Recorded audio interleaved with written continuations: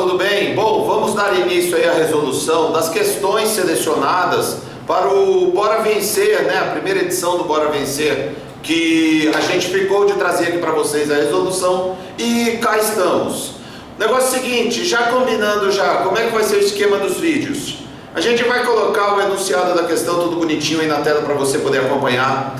No início da questão você dá uma paradinha no vídeo, tá joia? Para poder você ler com calma tudo. E logo em seguida a gente vem mostrando aquela resolução com a cara da reciclagem educacional. Ou seja, mostrando para vocês que com as operações básicas da matemática você consegue fazer miséria, meu irmão. Você vai ver que só com as operaçõezinhas básicas ali, ó, adição, subtração, multiplicação, divisão, fração, a ideia de proporção, porcentagem, tudo, bicho, a gente vai fazer estrago, beleza? Então vamos dar início aí à resolução. Confere aí, por gentileza, o enunciado da primeira questãozinha do Bora Vencer, que fala de um trajetozinho de x para y. Dá uma paradinha no vídeo aí agora, por gentileza, e a gente já volta. Para aí! Bom, você deve ter visto aí que a ideia é fazer com que a pessoa se desloque do ponto X até o ponto Y. Agora você tem que ficar atento, porque os apressadinhos de plantão podem fazer este trajeto e dizer: ah, são só 3 lados de quadrado. Mas se você observar o sentido das setas, você vai perceber que é necessário descer, subir e se deslocar até Y. Sendo assim, você vai fazer 5 deslocamentos de 200 metros, totalizando 1000 metros, não é verdade? Mas 1000 metros é 1 quilômetro, ok? Por que eu estou colocando em quilômetro? Porque ele nos fornece a velocidade em quilômetros por hora. No caso, está se deslocando, né, a uma velocidade de 40 quilômetros por hora. O que significa 40 quilômetros por hora? Em 1 hora, ele percorre 40 quilômetros, ok? Então vamos lá. Se em 1 hora ele percorre 40 quilômetros, a pergunta da questão: qual é o tempo que ele vai gastar para percorrer 1 quilômetro? Bom, se a gente fosse analisar só em quilômetros por hora, seria bem rapidinho, né? 40 quilômetros por hora, em 1 quilômetro ele percorre 1/40, né? 1/40 da hora, porque 1 de 40 não é 1/40. Então ele vai percorrer 1/40 da hora. Só tem um problema: as respostas estão em minutos. Sendo assim, qual vai ser o nosso trabalho? Nós vamos ter que trabalhar não com 1/40 da hora, mas sim 1/40 de 60 minutos. Uma vez que 1 hora tem 60 minutos, ok? Então o nosso trabalho vai ser basicamente dividir 60 minutos em 40 partes. Peraí, como é que a gente vai fazer essa divisão? Se quiser fazer lá o diagrama, 60 por 40 tal, né? Aí vê quanto é que dá, coloca o resto, tudo bem. Mas só que a gente propõe a vocês que vocês saibam parcelar o numerador em números que sejam facilmente divididos por 40. No caso, por exemplo, 60 por 40. 60 não é 20 com 40? 40 por 40 é 1 inteiro. 20 é a metade de 40. 1 inteiro com mais a metade de 1 minuto vai dar 1 minuto e meio, que é o gabarito aí da questão. Só marcar 1,5 minutos. Ok, pessoal? Até a próxima. Tchau, tchau. E aí, galerinha, vamos nessa então. Questão de número 2 do Bora Vencer. Foi uma questão de proporção composta, caiu no Enem de 2009. Dá uma paradinha no vídeo aí de leve, bem rapidinho, para você poder ler a questão e a gente voltar já com a resolução, beleza? Parou?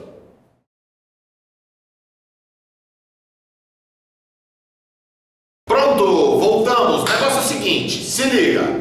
Ele está falando então que 20 alunos, durante 10 dias, trabalhando 3 horas por dia, conseguiram arrecadar 12 quilogramas de alimento por dia, ok? Aí ele pergunta: Outros 30 alunos se animaram, ou seja, não temos mais 20 alunos, temos 50 alunos, né? Os 20 que estavam e mais os 30 que entraram para o grupo.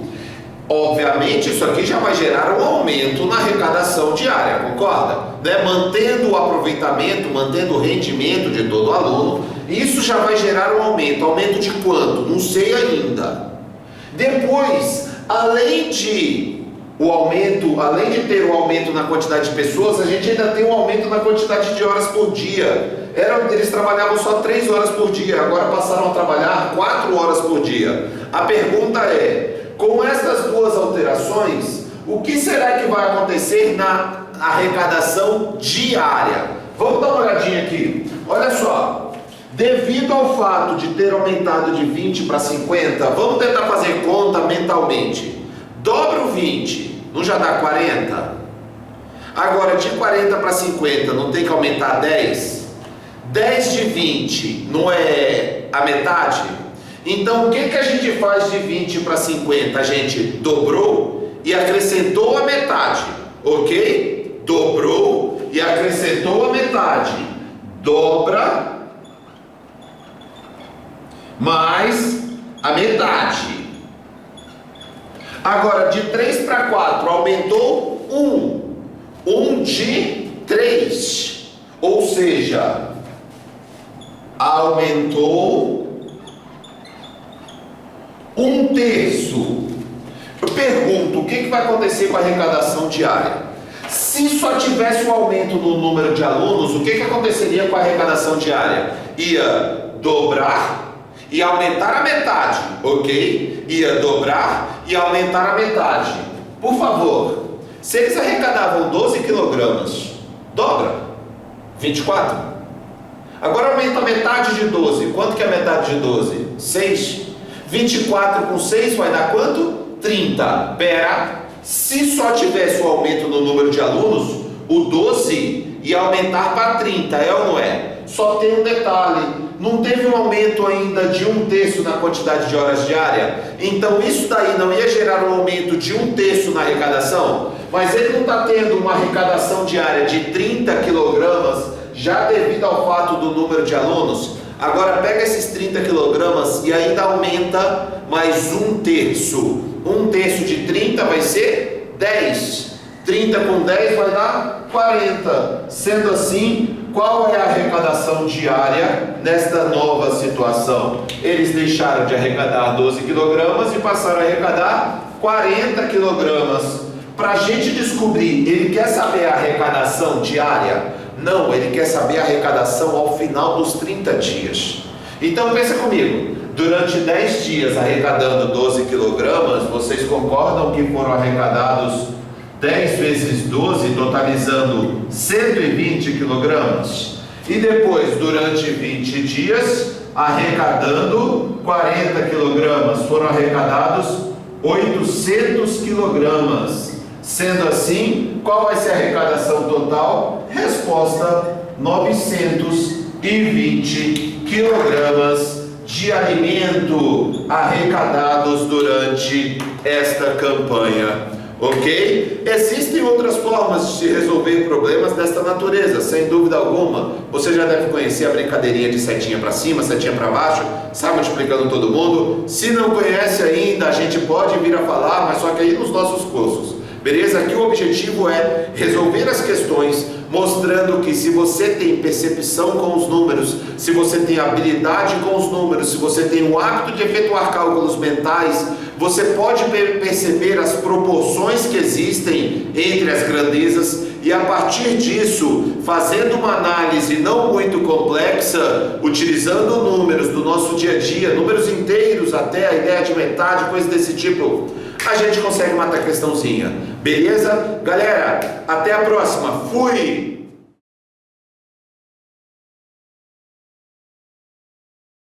Vamos lá então, galerinha. Questão de número 3, bora vencer. Questãozinha falando a respeito aí de megapixels, DPIs. Dá uma lida aí rapidinho. Vamos lá. Parou?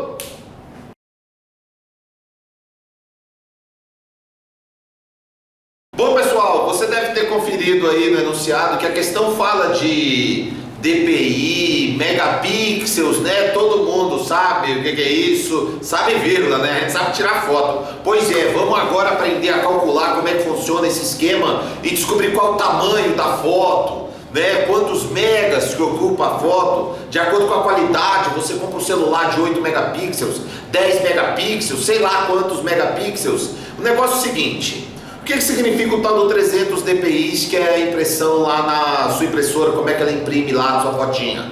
300 dpi são 300 pontos por polegada. Mas nós não utilizamos a polegada. Uma polegada dá aproximadamente 2,5 centímetros por aí. Então, se você verificar 300 pontos por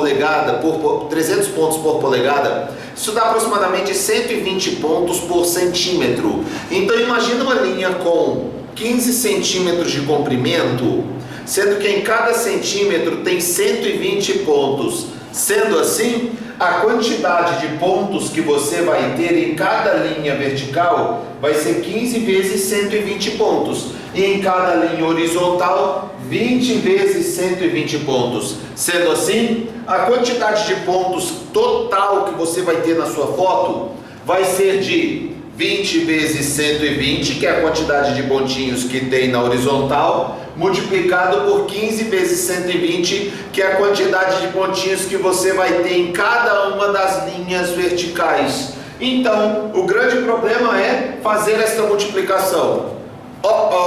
Não tem calculadora no Enem. Eita! Ai, meu Deus do céu, vou gastar um montão de tempo. Quem falou que você vai gastar um montão de tempo? Se você tiver técnica para fazer a multiplicação, dá uma olhada. Em primeiro lugar, tem uma frase que todo mundo fala, que é o tal do a ordem dos fatores não altera o produto. Significa dizer que você pode multiplicar na ordem que você quiser os seus fatores, que o resultado será exatamente o mesmo. Então vamos fazer essa multiplicação como? Primeiro detalhe, eu vou multiplicar 20 por 15, que dá o dobro de 15 é 30, com 0 na frente, 300, ok? E agora temos que multiplicar 120 por 120.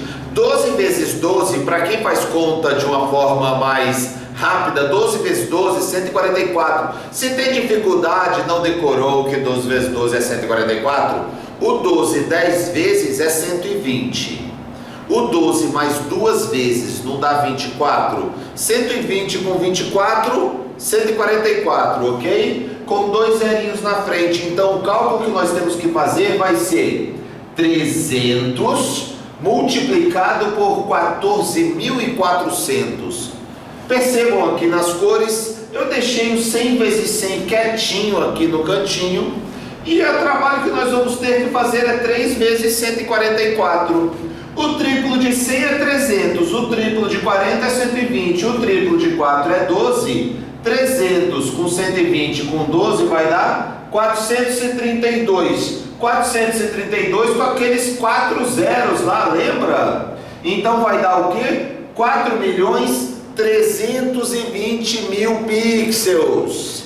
Aí se você lembrar lá dos computadores, tem o tal do byte, aí tem o kilobyte, quilograma, né? Às vezes o quilograma tá meio aí, mas o que é um quilograma? São 1000 gramas. Então tem o byte e tem o kilobyte, são 1000 bytes. E tem o megabyte, que é 1 milhão de bytes, são 1000 kilobytes. Sendo assim, o prefixo quilo equivale a 10 ao cubo, que são 1000. O prefixo mega equivale a 10 à sexta, que é 1 milhão. Como nós queremos, não é byte, é pixel.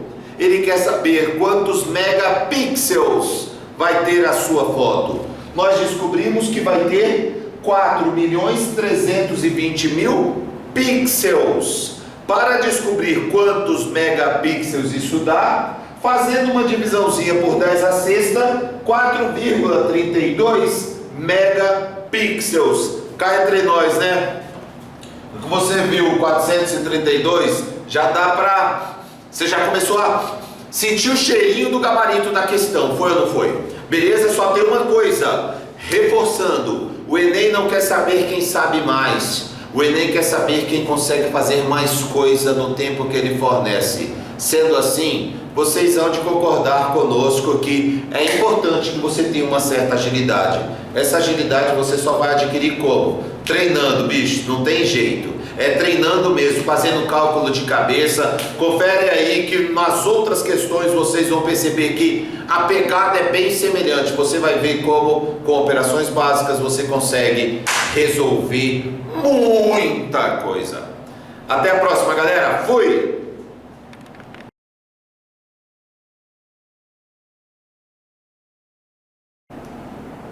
Bom, pessoal, vamos lá então, dando continuidade à resolução das questões do Bora Vencer de matemática. Vamos agora para a questão de número 4 do Enem de 2010, que trata daquele cafezinho nosso de cada dia. Dá uma lidinha aí, pausa o vídeo aí durante um tempinho aí, que a gente já está voltando para a resolução. Parou?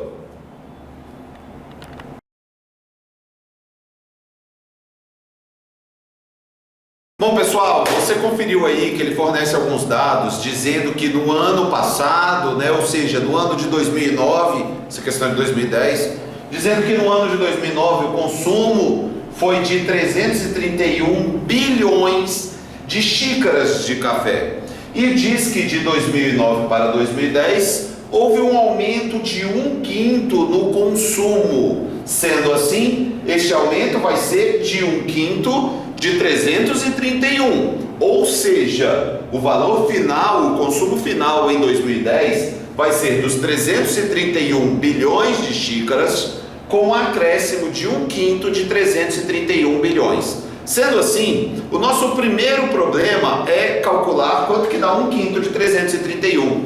Para isso, o que a gente pode fazer? A gente pode pensar no 331 como números quebrados, números separados, parcelar o 331 em números que você consiga dividir por 5 de uma forma mais tranquila. Quais são esses números?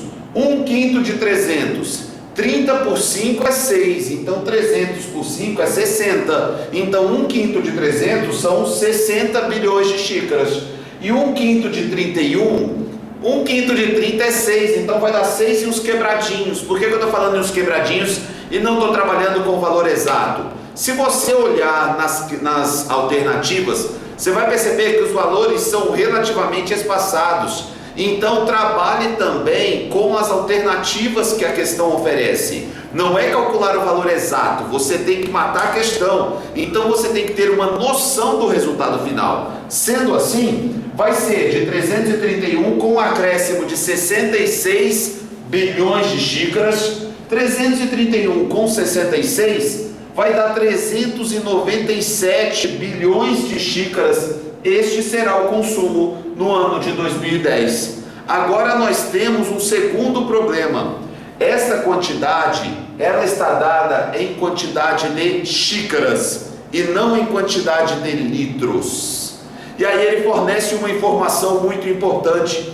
A informação é que uma xícara de café tem um volume de 120 mililitros. O que é um mililitro? É 1/1000 do litro. Sendo assim, 120 mililitros serão 120 milésimos do litro.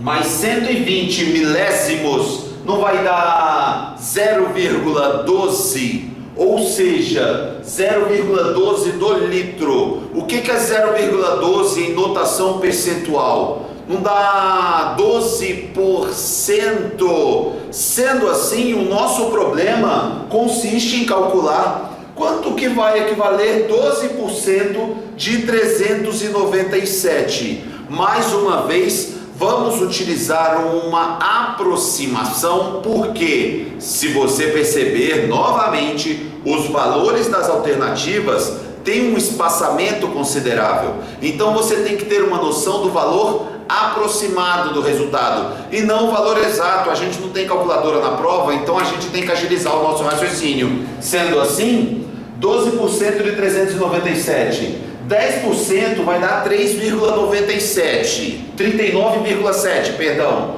1% vai dar 3,97. Se você olhar, para não trabalhar com esses números quebrados, a gente quer ter uma noção. 39,7 é praticamente 40, gente. 3,97 é praticamente 4. Sendo assim, você conta o 10% uma vez, que é 40, e conta o 1% duas vezes. Se 1% é 4, 2% vão ser 8. 40 com 8 serão 48 bilhões de litros de café consumidos em 2009.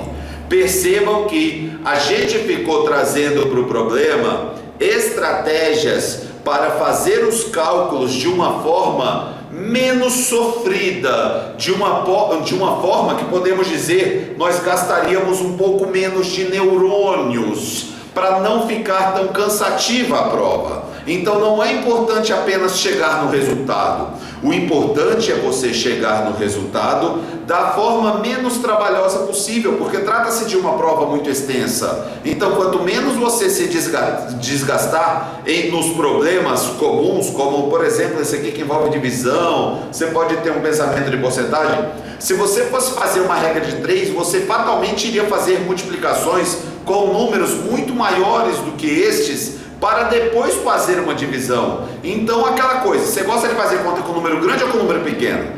Então, podendo reduzir os números que você vai trabalhar, é melhor para você. É óbvio que não é sempre que a gente vai bater o olho e vai falar, dá para trabalhar com esse número, com aquele número. Por isso que é importante que você treine. Nós insistimos muito nesta tecla. Treine fazer cálculos mentais. Treine a sua visualização dos números. Trate os números como punhados de areia e não esferas maciças, para você conseguir quebrar os números da forma que for mais conveniente no seu problema. Desta maneira, com certeza, você vai diminuir e muito o seu processo de resolução de questão. Beleza? Galera, um abraço, até a próxima. Fui!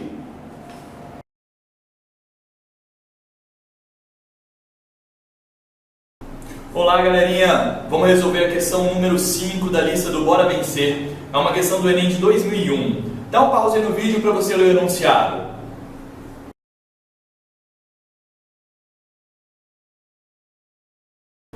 Então vamos lá pessoal, segundo o texto, a pessoa vai tomar banho de 10 minutos 2 vezes por dia durante um período de 7 dias.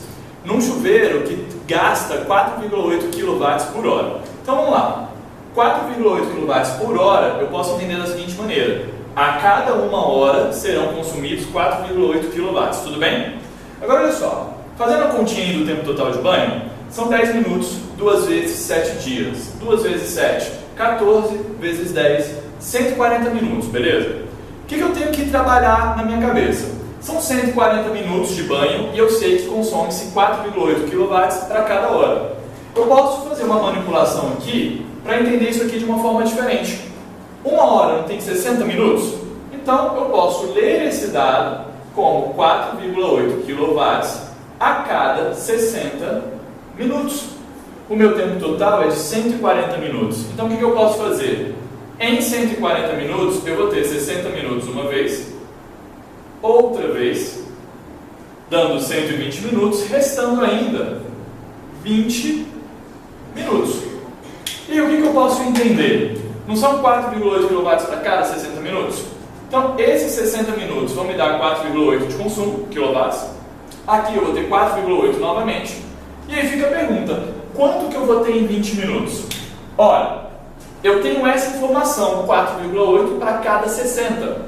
Se eu quero saber quanto que eu vou consumir em 20 minutos, eu só tenho que me preocupar em entender qual operação que eu posso fazer para transformar esses 60 em 20. A gente já tem uma experiência no ensino fundamental com frações equivalentes. Eu sei que se eu divido ou multiplico em cima e embaixo por o mesmo número, eu encontro uma fração equivalente anterior.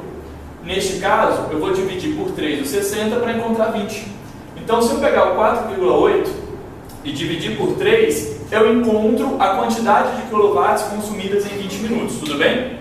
Talvez você fique meio assim, cara, 4,8 para dividir por 3, uma das técnicas que a gente ensina aqui na reciclagem é a seguinte: se eu não consigo dividir o número de uma vez inteira assim, por 3, eu posso quebrar esse número, posso parcelá-lo de forma que eu consiga dividir os pedacinhos por 3. vou te fazer uma proposta, tá? Não é que você tem que fazer do jeito que eu vou fazer, apenas é uma sugestão. 4,8 eu penso em 3 mais 1,8, porque esse 3 eu sei dividir por 3, eu sei que dá 1. 1,8 dividido por 3, eu penso no 18 dividido por 3. Tabuada do 3, 3 vezes 6 dá 18. Mas como é 1,8, eu vou colocar 0,6. Ou seja, 4,8 dividido por 3 é o mesmo que 1,6. Então, moral da história, qual é a nossa conclusão aqui? 4,8 kW de consumo a cada 60 minutos é equivalente a dizer que consome-se 1,6 kW a cada 20 minutos. Então, completando os meus 140 minutos, eu tenho um consumo aqui de 1,6 kW. Quando eu adiciono esses números, o que eu encontro? 4 mais 4, 8 mais 1, 9. 8 e 8, 16 décimos. Então, 1,6. 9 com 1,6, 10,6. Com esse 0,6 que eu não tinha somado aqui ainda, vai ficar 10,6 mais 0,6, 11,2 kW de consumo. Se você der uma olhadinha nas opções, você vai ver que o gabarito é a letra D de dado. Beleza?